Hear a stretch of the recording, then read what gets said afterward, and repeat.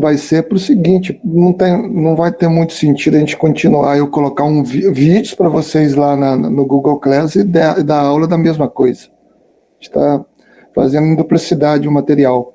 Então, eu vou dar a aula, então vocês ainda não vão ter o material antes da aula, só no momento da aula, e aí, 1 ou 2 dias depois, eu vou postar, que eu acabei de começar a gravar aqui, então eu vou postar a aula lá no Google Class, onde só vocês que terão acesso, tá? Ela não vai estar pública não, tá? Essa aula vai estar restrita a vocês, certo? Então, vocês só vão acessar pelo Google Class.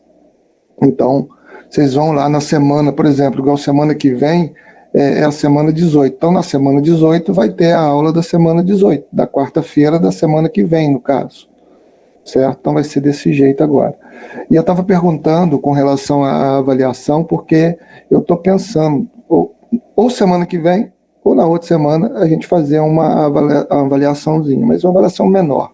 Tá? Eu não quero, de repente, fazer uma avaliação menor. Igual, por exemplo, eu não sei qual o valor, mas em vez de colocar lá como 100%, eu coloco lá como 50% do que for o valor da avaliação. Né? Então, eu não quero, no primeiro momento, fazer uma avaliação muito grande, não. Vamos fazer um teste primeiro. Eu quero fazer uma avaliação menorzinha. Então, ela vai ser durante a própria aula mesmo. Tá? Durante a aula, a gente vai fazer essa avaliação. Se realmente eu colocar para a semana que vem. Mas, eu quero, nesse meio tempo, revisar alguma coisa, tá? Eu não gosto de dar avaliação sem revisar alguma coisa, não. Tá? Porque como a gente está vendo, já viu muitos conteúdos, já passou muita coisa por nós já, o que acontece? Acaba caindo no esquecimento algumas coisas, alguns detalhes ficam para trás, então antes da avaliação tem que ter uma revisãozinha, mesmo que seja breve, tá? Pode ficar tranquilo que isso vai existir. Bom, vamos começar então, né? Vamos começar aqui. Arthur, bom dia. Igor, só para constar, eu vou fazer os exercícios que você me pediu no final da aula, tá? No final da aula eu vou... Tá, beleza. Tá beleza? Foram 3 exercícios, se eu não estou enganado, né? Já está tudo prontinho aqui. No final da aula eu mostro como é que funciona. Então vamos lá. Gente, a gente vai começar a ver agora o que a gente chama de movimento composto. Um movimento composto, que, para ser mais exato, no nosso caso, no momento, vai se chamar o movimento de lançamento horizontal, certo? É lançamento horizontal, e aí, observa que já está na tela aí uma simulação que eu vou... Norton, bom dia. Que eu vou mostrar para vocês uma coisa que é extremamente importante para vocês entenderem essa matéria, tá? Então, olha o que é isso aqui, na verdade. Isso aqui, essa simulação, ela vai demonstrar o que seria a queda livre, que a gente já viu na aula passada, queda livre, e o nosso movimento que a gente vai ver agora, o lançamento horizontal. Olha bem, gente, só para vocês entenderem. Se vocês aprenderam movimento uniforme, se vocês aprenderam queda livre, vocês vão tirar de letra esse tal lançamento horizontal, certo? Por quê? Eu vou mostrar para vocês por quê agora, olha.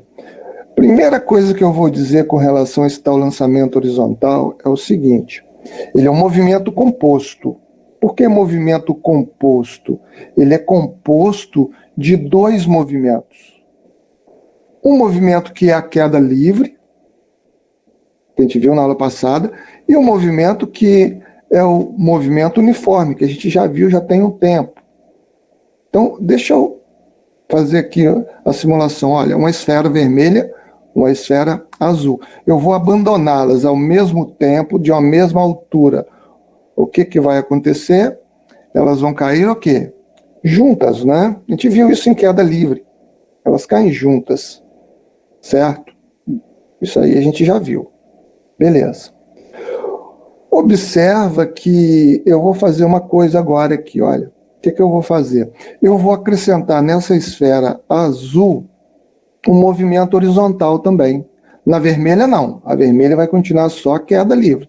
Mas na esfera azul, olha o que eu vou fazer. Ó. Speed aqui, ó, velocidade horizontal. Ó, eu vou acrescentar uma velocidade horizontal aqui.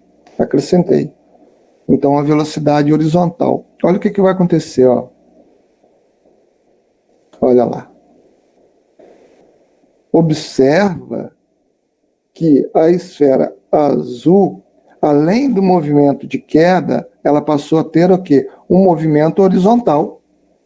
Mas observa uma outra coisa, que à medida que elas iam caindo, descendo no caso, elas desciam juntas. Tanto é que, se eu for analisar o momento que elas atingem o solo, elas vão atingir o solo ao mesmo tempo.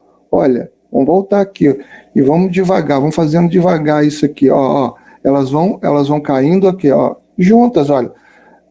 A azul tem um movimento horizontal, a vermelha só tem um movimento vertical, mas o movimento vertical continua idêntico, olha.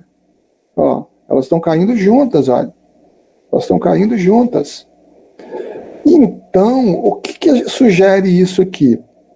Sugere o seguinte: apesar da esfera azul ter adquirido o movimento extra, que é um movimento horizontal, esse movimento horizontal não influencia no movimento vertical. Eles acontecem ao mesmo tempo, tanto é que as duas esferas, olha, elas continuam caindo juntas. Olha, caindo juntas. Então, o movimento horizontal não interferiu no movimento vertical. Então, acontece ao mesmo tempo, são simultâneos esses movimentos, horizontal e vertical, contudo, são independentes. Isso aí a gente chama de princípio de Galileu. É o que a gente chama de princípio de Galileu. O princípio da independência dos movimentos compostos. Então, eu tenho movimentos compostos, que seria, no caso aqui, movimento vertical e horizontal. Eles são simultâneos, mas independentes. Ok? Então, se eu tivesse aqui, ó, as duas esferas estão a 45 metros de altura, digamos. Eu vou desprezar a influência do ar. Eu vou considerar que a aceleração da gravidade no local é 10 metros por segundo ao quadrado. Se eu for calcular o tempo de queda, vamos lembrar da forma do tempo de queda. O tempo de queda é raiz quadrada de 2h sobre g. Se o h é 45, eu tenho 2 vezes 45. Se o g é 10, eu tenho 2 vezes 45, 90, dividido por 10. Então, raiz quadrada de 9, né? Raiz quadrada de 9 é 3. Então, o tempo de queda da esfera vermelha é 3 segundos. O tempo de queda da esfera azul, os mesmos 3 segundos. Compreenderam, gente, como é que funciona?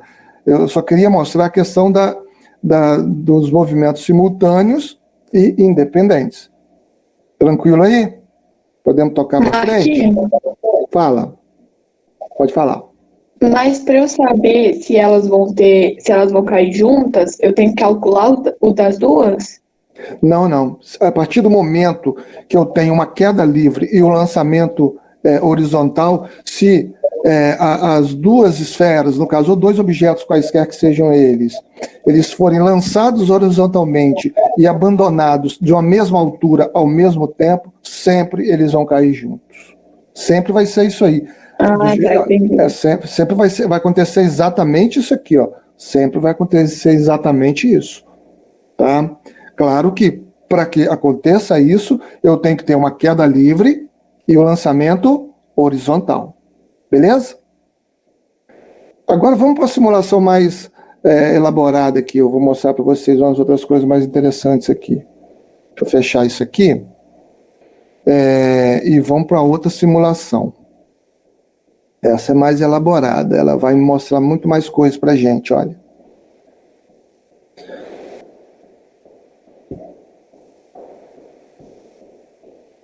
Observa aí, olha. O que é isso aqui? Isso aqui é um canhão, né? Ó, é um canhão, ó. É um canhão. Certo? Observa que o canhão, eu vou diminuir o tamanho para poder mostrar. O canhão eu posso colocar a inclinação dele, olha, a inclinação dele, qualquer jeito, eu posso colocar ele aqui, por exemplo, se eu fizer isso aqui, ó, se eu fizer isso, eu tenho um lançamento vertical, para cima, certo?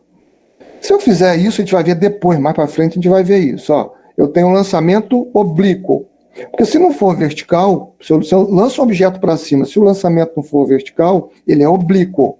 Oblíquo porque eu tenho um ângulo entre a horizontal e a trajetória inicial do corpo, um ângulo menor que 90 graus. Se for 90, é vertical. Se for menor que 90, é oblíquo. Observa o ângulo aqui, ó, 55, 50, tá? Beleza? Agora, presta atenção, se eu pegar o canhão e colocar ele na horizontal, olha assim, ó, aqui, ó, observa, qual é o ângulo em relação à horizontal? Não é zero? Aqui eu vou ter aquele movimento que eu estava falando para vocês, o lançamento horizontal. O lançamento horizontal implica eu lançar horizontalmente um objeto de qualquer altura que seja. De qualquer altura que seja. Eu tenho um lançamento horizontal. Certo? Vamos fazer um exemplo aqui? Olha bem, ó, o que eu vou fazer, ó. Eu vou fazer o seguinte, ó. O que eu vou fazer? Eu vou colocar o canhão para baixo aqui, ó. Para baixo. Claro, se eu der um disparo com a velocidade inicial, vai ser um lançamento vertical para baixo. Agora, observa a rapidez inicial aqui, ó. Zero, ó. Zero. Significa, deixa eu apagar o que eu fiz antes aqui, significa que se eu disparar o canhão, disparar não, se eu iniciar o experimento aqui, o que vai acontecer? Eu tenho uma queda livre. Por quê? Porque a velocidade inicial é zero, olha, e ele está na vertical para baixo. Então, vamos lá, ó. Olha o que aconteceu. Apesar de ter configurado um disparo, é como se eu abandonasse o projétil, a bala do canhão. É como se eu tivesse abandonado, de uma altura de 15 metros. Aí eu venho aqui, olha, e vou medir o tempo gasto. Olha o tempo gasto na queda, ó. 1,75. Beleza? Então grava esse número, ó. 1,75. Tá? Então, vou voltar aqui. Observa que eu poderia modificar o meio em questão. Como assim modificar o meio, a situação? Eu poderia criar a resistência do ar aqui, olha. Mas está desprezando, ó. Quando eu digo desprezar, se a gente tivesse o poder de fazer isso, é óbvio, a gente não tem, seria fazer exatamente isso, ó. Isso aqui. Não tem resistência do ar, não tem influência do ar. É uma queda livre. Isso é uma queda livre. Beleza. Eu vou fazer o seguinte agora. Eu vou pegar o canhão, vou colocar ele na horizontal